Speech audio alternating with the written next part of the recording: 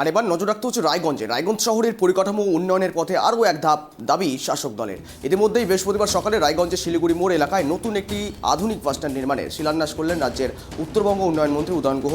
এই প্রকল্পের জন্য উত্তরবঙ্গ উন্নয়ন দপ্তরের মোট 2,94 কোটি টাকা বরাদ্দ করেছে। শীঘ্রই কাজ শুরু হবে এবং নতুন বছরের শুরুতে এই বাসস্ট্যান্ডের নির্মাণ কাজ সম্পূর্ণ হওয়ার লক্ষ্যমাত্রা নেওয়া হয়েছে। পাশাপাশি রায়গঞ্জের বিধায়ক কৃষ্ণ কল্যাণী বিধায়ক তহবিল থেকে 40 লক্ষ টাকা দিয়েছেন। এছাড়াও অন্যান্য তহবিল থেকে অনুদান এসেছে। সব মিলিয়ে প্রায় 4 কোটি টাকা ব্যয়ে এই নতুন বাসস্ট্যান্ড নির্মাণ করা হবে, এমনটাই জানিয়েছেন রায়গঞ্জের বিধায়ক কৃষ্ণ কল্যাণী, পাশাপাশি উত্তরবঙ্গ উন্নয়ন দপ্তরের মন্ত্রী উদয়ন গুহ। শিলিগুড়ি মোড়ে নতুন বাসস্ট্যান্ডের শুভ শিলান্যাস উন্নয়নে বলা যেতে পারে বড়সড় পদক্ষেপ রায়গঞ্জে, এমনটাই দাবি করছে শাসক দল। আর সেখানেই দেখুন শিলিগুড়ি মোড়ে নতুন বাসস্ট্যান্ডের শিলান্যাস করলেন উত্তরবঙ্গ উন্নয়ন মন্ত্রী উদয়ন গুহ। এই ফিনান্সিয়াল ইয়ারে যে টাকাটা বরাদ্দ হয়েছে এই জেলার জন্য, সেটা হচ্ছে এই জেলার কথা বলছি। এই জেলার জন্য বরাদ্দ হয়েছে 98,72,00,000 টাকা। টোটাল প্রজেক্ট হচ্ছে 73টা।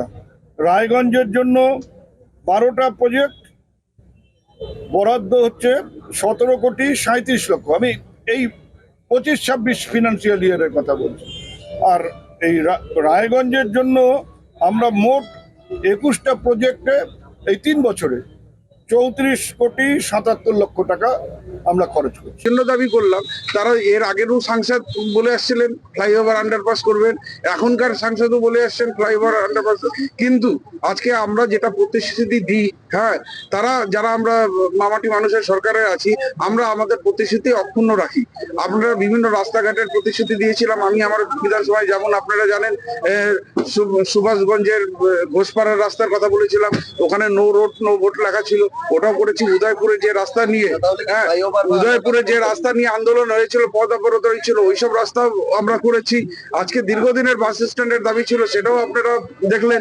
হ্যাঁ, তো আমরা যেটা প্রতিশ্রুতি দিই সেটা প্রতিশ্রুতি রক্ষা করি, তার জন্য কাজ করি। কিন্তু আপনারা বলুন তো, বিজেপি সাংসদ, হ্যাঁ, তারা তো আজকে শাসক দলে রয়েছে কেন্দ্রের, তারা কোন প্রতিশ্রুতি দিয়েছে আর কি কাজ করেছে?